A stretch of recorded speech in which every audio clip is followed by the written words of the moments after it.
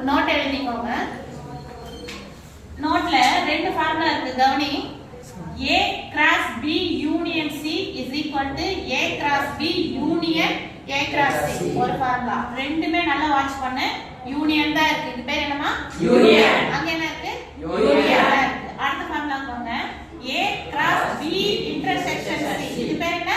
intersection is equal to A cross B intersection A cross C.